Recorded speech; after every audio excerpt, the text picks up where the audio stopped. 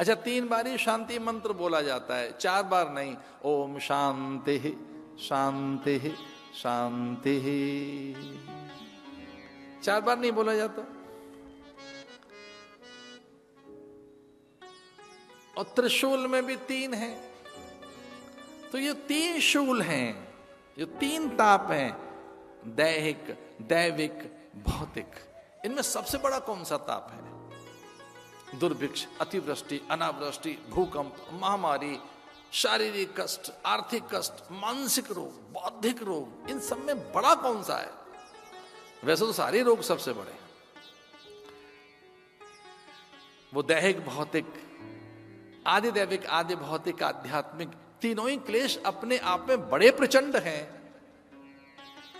कभी आदि दैविक बड़ा हो जाता है, कभी आदि भौतिक, कभी आध्यात्मिक।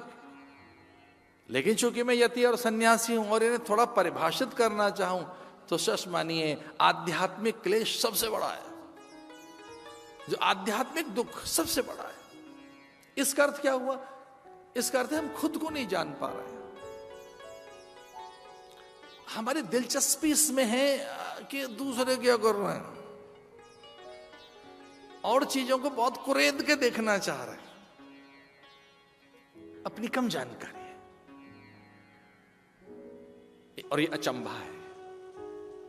इससे बड़ा और कोई अचंभा नहीं हो सकता कि हमें अपनी बहुत कम जानकारी है, अपने बारे में बहुत कम ज्ञान है, अपने को जान नहीं पा रहे हैं।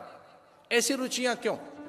ऐसी प्रकृति स्वभाव, ऐसी गतिमति, ऐसा अध्यास अभ्यास, ऐसा व्यवहार, ये क्यों? मुझे इसी तरीके के सपने क्यों आते हैं? मैं ऐसे ही सोचता क्यों हूं? मैं इसी तरीके से क्यों चल रहा हूं? ये मैंने क्यों लक्ष्य बनाया है? ये सपना ही मेरा क्यों बना है? तो बहुत धन ही क्यों चाहिए?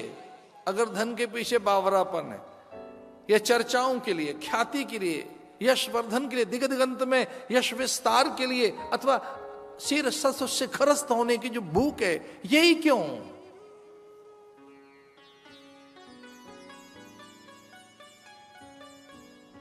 ये आध्यात्मिक क्लेश है।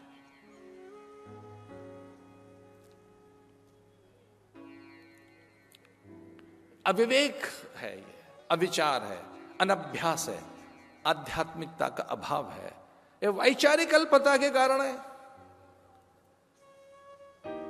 मैं कुछ भौतिकीय चर्चाएं अभी नहीं करना चाहता। मैं कुछ भौतिकीय उन्नयन, उत्कर्ष और भौतिक पदार्थों के रंग रूप और उनके भंडारण और उनकी प्राप्ति के उपाय नहीं बताना चाहता। वो तो तिकड़ में ही आप कर लेंगे, वो तो आप अपने आप कर लेना। हम तो तीसरे क्लेश की चर्चा करना चाहते हैं। ये तीसरा कौन सा है? आध्यात्मिक क्लेश। एक ना समझे, अविवेक, अविचार, अनभ्यास, असंतुलन, कोई बैलेंस ही नहीं है लाइफ में, संतुलन नहीं है, समझ नहीं है, विवेक नहीं है, स्थैर्य नहीं है, गांभीर्यता नहीं है। हम उतने गंभीर नहीं है अपने लिए, उतने आत्मनिष्ठ नहीं है, उतने आत्मविश्वास से भरे हुए नहीं है। पता नहीं क्या लिखा था पार्क में, तब तक तो मेरी वॉक हो चुकी थी, आज भोर की बात है। कुछ वो शायद पार्क में ऐसा लिखा था, अपने से प्रेम कर लीजिए। उसने थोड़ा कैच किया मुझे वर्ड ने, वो तो थोड़ा धुंधला सा था, पूरा वर्ड समझ नहीं आया। पर मेरे पड़ोस का पार्क कह रहा था खुद से ही प्रेम करो, अपने विश्वास रखिए। उजाला होता उससे पहले तक तो मेरा भ्रमण पूरा हो चुका था। वो शायद ये कहना चाहता, अपने विश्वास रखो। विजय का मंत्र यही है, आत्मविश्वास, अपने अंतर के युद्ध को जीतना, अपने अविवेक, अपने अविचार को जीतना, अपनी आंतरिक दौर्बल्यताओं को जीत लेना।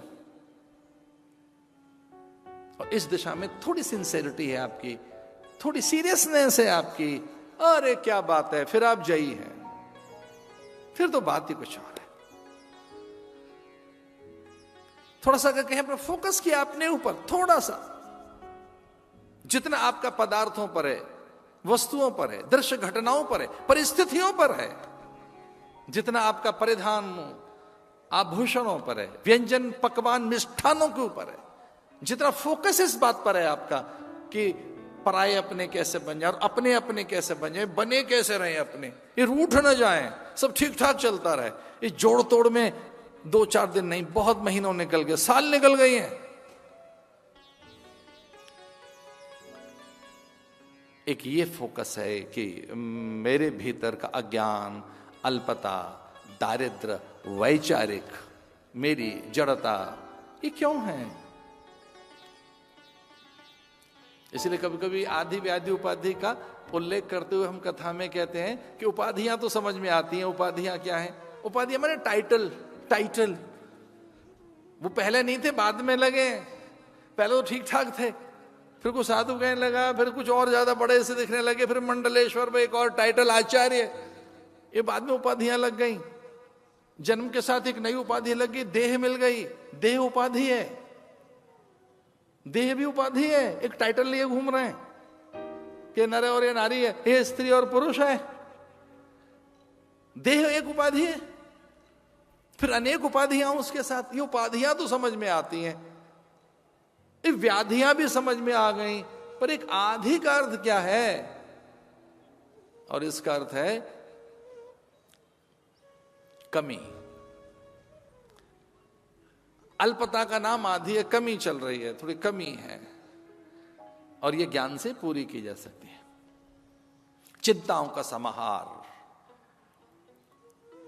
अगर आप अपनी दौर्बल्यताओं को जीत सकें, अपनी दुर्बलताओं का ज्ञान है आपको, अपनी कामनाओं पर विराम चिन्ह लगाना आपको आता है, आप अपने अंधेरे से परिचित हैं, आप अपने आवेग उत्तेजना और अपने भीतर की कामनाओं की रणनीति, उसकी व्यूह रचना से आप परिचित हैं कि कब कब आप कैसे परास्त होते हैं, तो सच मानिए आप विजेता हैं। भागवत में इन 3 की चर्चा है। अच्छे महापुरुषों के सानिध्य में शुभ संकल्प जागृत होते हैं, सेवा के, स्वाध्याय के, सत्संग के, संयम के। आपके भीतर सदाचार जगेगा। आप सहज अपने भीतर स्वयं पर नियंत्रण करने के लिए एक अकुलाहट अनुभव करेंगे। संत की समीपता आपको सुधरने के संकेत देती है।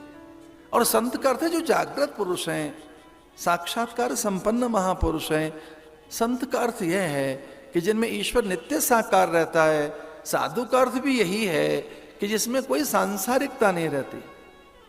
भैया ध्यान रखना, कुछ लोगों के भीतर संसार और बाहर संसार रहता है। हम संसार में रहने वाले प्राणी हैं, हम बाहर संसार में रह रहे हैं, हमारे बाहर संसार है और हमारे भीतर में भी संसार है। लेकिन साधु उसे कहते हैं जो संसार में तो रहता है पर उसके भीतर में संसार नहीं रहता, उसके भीतर में पारिवारिकता नहीं रहती, कहीं बहुत आसक्ति जड़ता नहीं रहती, कहीं कोई प्रलोभन जागतिक आकर्षण नहीं रहते। ऐसे ही हम महापुरुषों के दर्शन कर महर्षि वेदव्यास ने भागवत आरंभ की।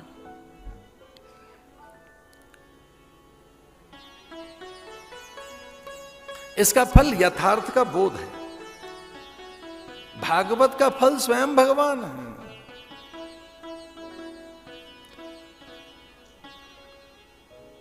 महर्षि वेदव्यास ने नारायण का ध्यान किया और वह भगवान महादेव का भी ध्यान करने लगे कि वो क्या कहा होगा उन्होंने।